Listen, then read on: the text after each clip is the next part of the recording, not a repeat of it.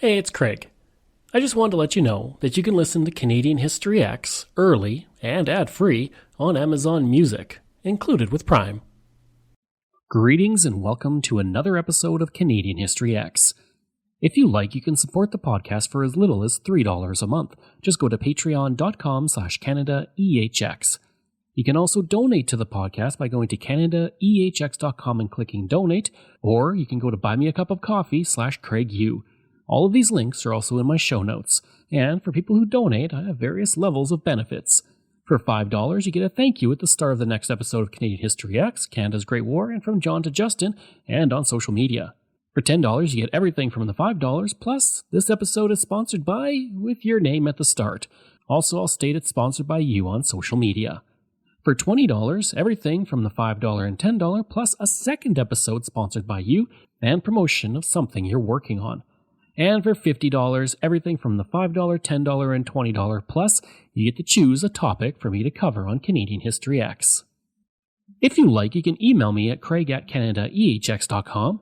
You can find me on Twitter. My handle is Craig Baird, CraigBaird, and I'm on Instagram and TikTok where I put up daily videos about Canada's history. Just go to my username, Bairdo37. And you can find weekly videos on Canada's history on my YouTube channel. Just go to youtube.com/c/CanadianHistoryX. If you want to find transcripts of every episode I've ever done, you can go to my website, CanadaEHX.com. And there's over 700 posts on Canada's history there. The Trans-Canada Pipeline was not only an engineering feat that would change the economies of Alberta and Saskatchewan, but would also fundamentally alter Canadian politics in the 1950s and into the 1960s. By the 1950s, the economies of Alberta and Saskatchewan were booming due to the oil and gas industry gaining new life. Out east, energy shortages were becoming problematic as the population began to boom in the post-war era. It was in this situation that the Trans-Canada Pipeline would come to fruition. Two companies put their name forward to moving gas from west to east. The Canadian Delhi Oil Company, which proposed moving the gas to the eastern Canadian cities through an all-Canadian route, and Western Pipelines, which planned to stop the line at Winnipeg and then branch it south to sell to the United States. In 1954, C.D. Howe, a Liberal Member of Parliament, forced the two companies to merge, and the all-Canadian route was chosen over the cheaper American route. For Howe, he felt the Trans-Canada Pipeline rivaled the Canadian Pacific Railway project of the 1880s in its importance to the country. The management committee was set up with initially Clint Murchison serving as the president of the company. Murchison was a Texas oil man who had been in the oil industry since he had served in the First World War. He had formed the Delhi Oil Corporation in 1945 and had quite the life. For one, he was one individual said to be involved in the Kennedy assassination after he had a meeting with Lyndon Johnson, J. Edgar Hoover, and Richard Nixon at a party at his home the night before Kennedy visited Dallas. After the party, he was rumored to have said, quote, "After tomorrow, those Kennedys will never embarrass me again. That is no threat, that is a promise." End quote. Of course, this was later debunked, but it's still an interesting story. The all-Canadian pipeline solution would fix problems that were seen in interprovincial lines that had been built, and it would quiet the progressive conservative opposition in Parliament who wanted Canadian centres to have preference over American customers, and that a main pipeline carrying Canadian oil should be laid in Canadian soil. Trans-Canada Pipelines Limited was incorporated to begin the process of constructing a natural gas pipeline, with financing being split 50-50 between American and Canadian interests. By constructing the line through Canada, national sentiments were accommodated, which proved to be a problem for the Liberal government. The regulatory process for the Trans-Canada Pipeline would prove to be a difficult one as well. Proposals were rejected twice before Alberta granted permission to export gas from the province. The province had wanted to ensure the gas reserves would be sufficient for its 30-year needs, with the intent of only allowing exports in excess of those needs.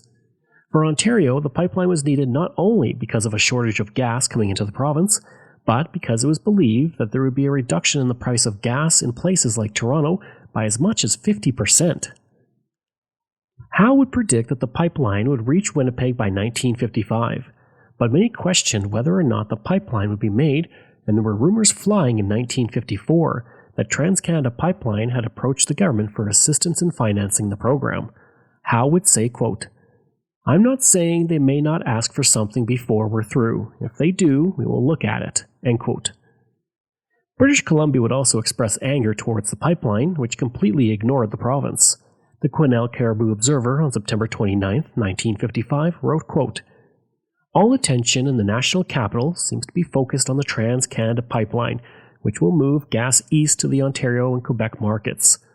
Though BC is as much a part of the Dominion as the other provinces, Ottawa seems quite content to let the Western province shift for itself while in talks of subsidizing the Eastern line." End quote. Things would slow down throughout 1955 as the government assessed the pipeline project. At some points, it felt as if it was not going to happen, something that worried Alberta. The Alberta government was concerned about the potential revenue loss and was doing whatever it could to keep the project moving, including meeting with the Trans-Canada Pipeline Company, natural gas producers, and others. The Progressive Conservatives also continued to criticize the Liberals over how they were moving with the pipeline. Carl Nickel, an MP out of Calgary, was angry towards the government over the stalled progress on the pipeline. What was supposed to have been delivering gas by 1955 was not even started. He would state the matter was, quote, "neither fish nor fowl, but a stalemate. It does Eastern Canada no good, and Western Canada a great deal of harm." End quote. Prime Minister Louis Saint Laurent was hopeful by mid-1955 that the pipeline was still possible. Negotiations between Trans-Canada Pipelines and government agencies continued, but throughout the year very little progress was made. One reason for the delay was that the Ontario government did not want to tax its citizens $35 million to build the pipeline through the sparse terrain of Northern Ontario. The fate of the pipeline would be put in jeopardy in early 1956 when demands were made before the Federal Power Commission of the United States for the immediate dismissal of the Trans-Canada Pipeline proposal with the Tennessee Natural Gas Company to import natural gas from Canada out of Manitoba. The financing of the pipeline was heavily connected to the approval of the Federal Power Commission for the Tennessee proposal. Charles V. Shannon stated he would oppose the bill, stating, quote, "We are prepared to spend 2 or 3 years on testimony on the proposals if we're not granted immediate dismissal." End quote. At the same time, the Canadian government set May 1st as the deadline to prove that TransCanada could finance the line. Howe, who had originally said the pipeline would be done by 1955, now revised that to 1958. He would say, quote, "The obstacles that may be encountered are formidable, but have been carefully assessed. I am satisfied that they can be overcome. I believe the Trans-Canada Pipeline project is moving from controversy into reality." End quote. At this time, pipe was ordered for the western section of the line. 2 private companies also bought private capital in Trans-Canada Pipelines. The Hudson's Bay Oil and Gas Company and the Canadian Gulf Oil Company both bought shares, while Canadian Deli Oil and Western Pipelines cut their shares of the stocks from 30% to 24.5%. Eventually, the agreement was reached, but it was not something the official opposition was happy about. For one thing, the Canadian taxpayers would be paying $130 million to build through Northern Ontario. The Tennessee Gas Transmission Company agreed to also supply 152 million cubic feet a day of Canadian gas to 3 American iron and steel companies at a price below what Canadian industries would be required to pay. The government also gave a loan of $72 million to help with the construction between Alberta and Winnipeg, which was to be paid at a later date. The prevalence of American companies in the project was seen as a threat to Canadian sovereignty by some. Toronto MP George Heath stated that the financing of the pipeline was simply a backdoor substitute to have the federal government guarantee the pipeline company's bonds. He would add, quote, "The plan is a strange mixture of government and private enterprise, in which the investment of public funds will enable a corporation dominated by American interests to obtain the predominant financial equity in the line and control its operation." End quote. John Diefenbaker, who at the time was an MP out of Prince Albert, but would soon be the leader of the Progressive Conservatives, was highly critical of the plan. He would state, quote, "We will take a stand against the increasing domination of our industry and resources by another power. This is not contributing to the building of Canada." End quote. It would turn out that the Ontario government had negotiated privately in November 1955 to take on the construction of the pipeline, but this was turned down by the government, and that would lead the Progressive Conservatives in Parliament to accuse C.D. Howe, who was the trade minister, of blocking private enterprise from a chance to build the pipeline. There was also the worry of American companies in Canada, because the number of American-controlled companies in Canada had grown from 1,985 in 1945 to 3,400 in 1956. As well, resources such as iron and gold were being shipped out in increasing numbers, from 4 million tons in 1955 to 10 million tons in 1956. Diefenbaker would say, quote, "You cannot buy shares in the Canadian General Motors, but must buy shares in the United States General Motors. We are not opposed to American capital, and we will take it where it is needed, but we want it invested in Canada to ensure jobs for Canadians." End quote. Beginning on May 8, 1956, the debate over the finances of the Trans-Canada Pipeline began and had to be concluded by June 6 of that year. The opposition knew that in order to get the financing set for the pipeline construction that would begin on July 1, 1956, the debate had to be concluded and parliamentary approval given by that date. The debate would focus on allowing a consortium owned by American interests, with government loans to cover the extra costs of building through Canada. The issue of allowing American businessmen in the construction process was also debated, as well whether or not it was surrendering to American control. H. Stevens, the MP for Penticton, stated of Howe that he was following in the path of William Lyon Mackenzie King, whom he stated kicked Great Britain in the face. He would say that Howe was doing the same by giving interest to the United States, stating, quote, "Now Mr. Howe is doing the same thing," end quote. The official opposition wanted to filibuster the debate past the deadline so that an all-new Canadian consortium or Crown Corporation could be put together. CCF leader Coldwell would state that the government would have no limit on the depths it would stoop to yield to the wishes of the Trans-Canada Pipeline Company. He would state, quote, "What kind of private enterprise is this? Private enterprise subsidized by the public-private enterprise, with the public taking the risk and rich United States corporations taking the profits. This is not private enterprise at all. It is purely and simply a raid on the public treasury." End quote. At each stage of the bill, the Liberals attempted to force closure on the debate so that the final vote could be forced. Closure had been used 7 times since it was created in 1913, with the last time in 1932. This was the first time that a minister attempted to give the motion of closure before a single opposition member had a chance to speak.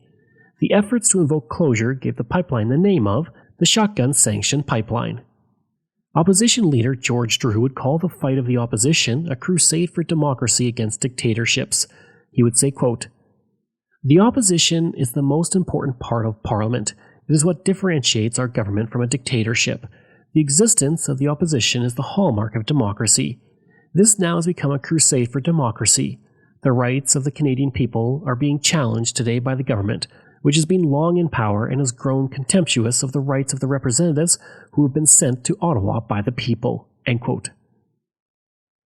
The day before the deadline, René Boudoir, the Speaker of the House and a Liberal, allowed the opposition to debate a procedural matter, and he ruled at the end of the day that the issue would be debated the following day, allowing opposition parties to debate past the deadline.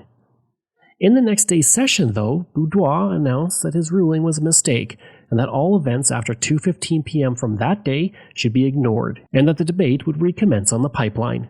Opposition parties strongly objected to this, and MPs ran into the center aisle as chaos descended in the House of Commons.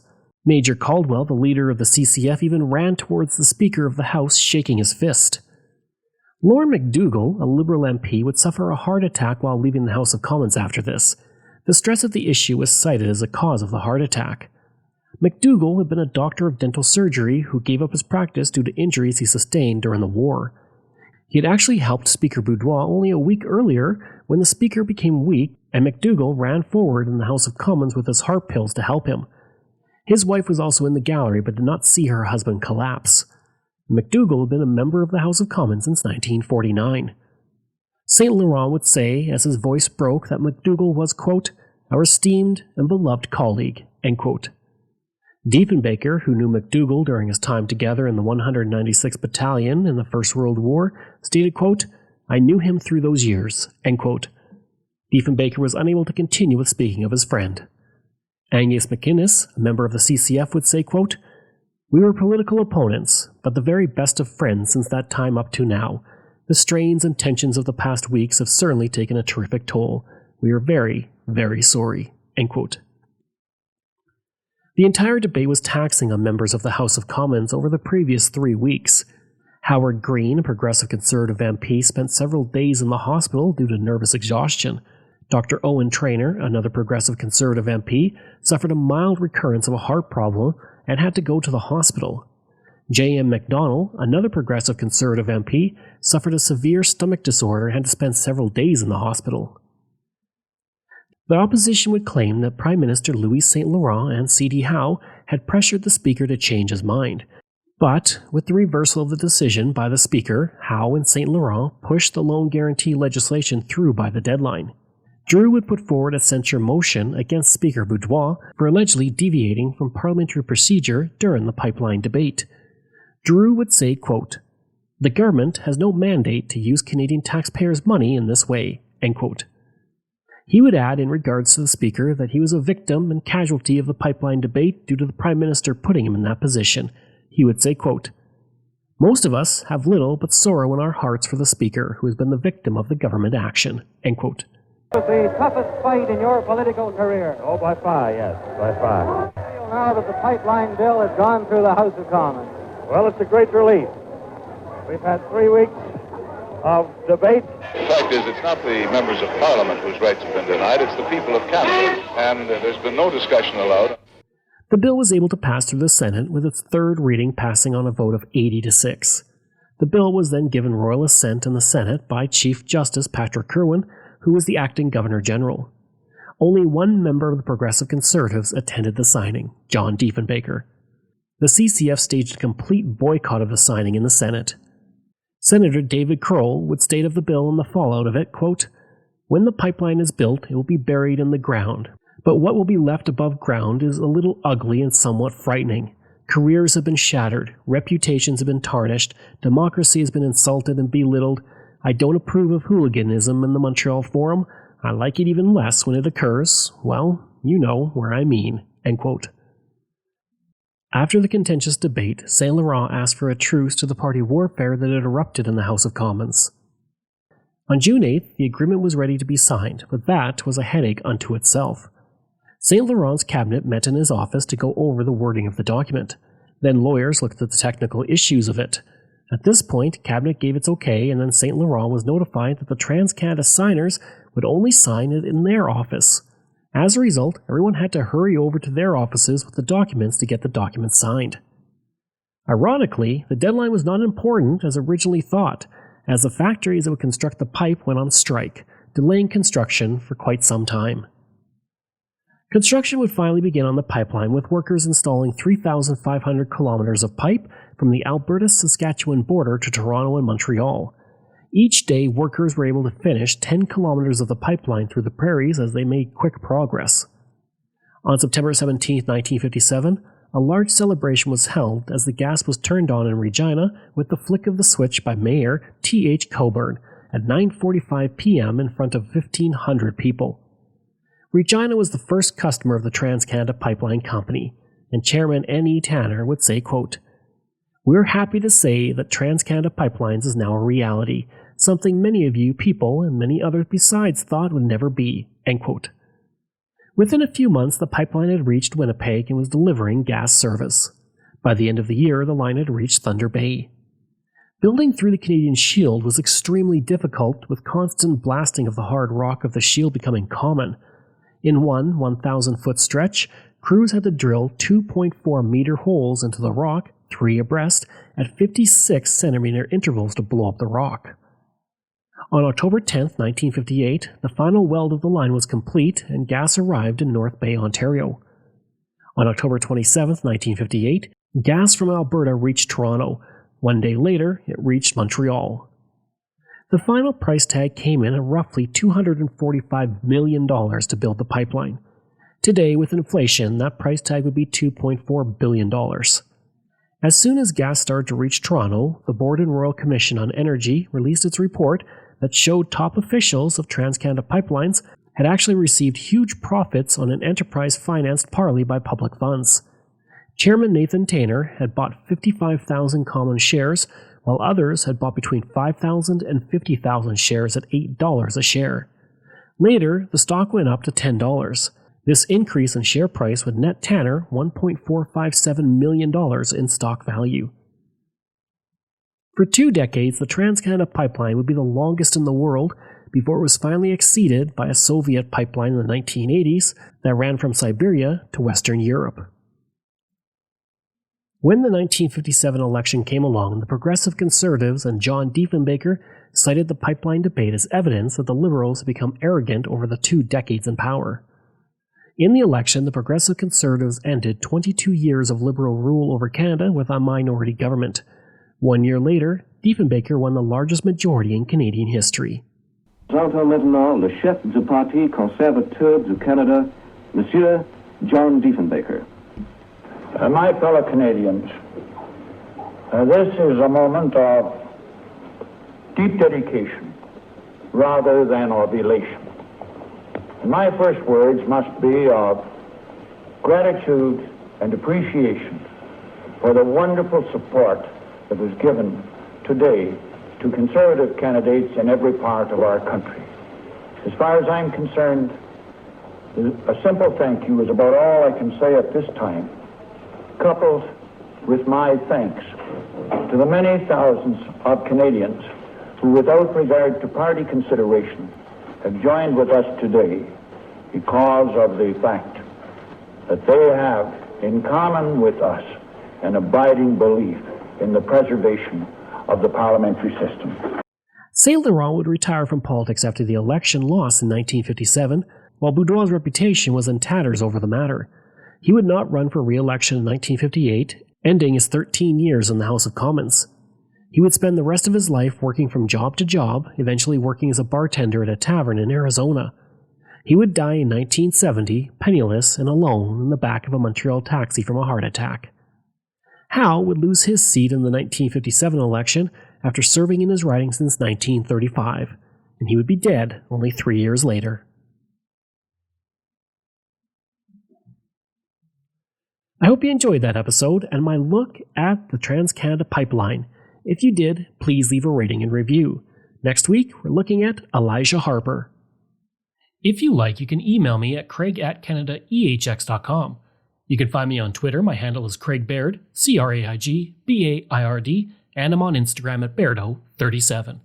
As well, again, if you want to support the podcast, you can for as little as $3 a month. Just go to patreon.com/CanadaEHX. And you can donate to the podcast by going to CanadaEHX.com and clicking Donate.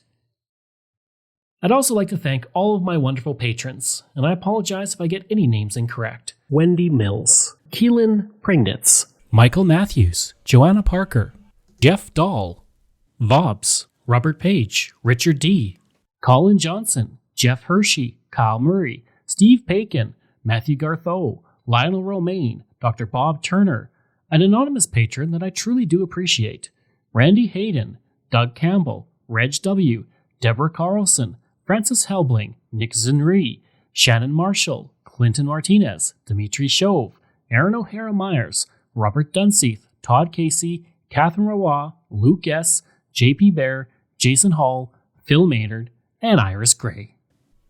Information from Canadian Encyclopedia, Ottawa Citizen, Maclean's, Calgary Herald, CBC, Wikipedia, National Post, Regina Leader Post, Quesnel Caribou Observer, Montreal Gazette, Edmonton Journal, Windsor Star, Victoria Times Colonist, Montreal Star, Windsor Star, and the North Bay Nugget. Thanks, and we'll see you again next time.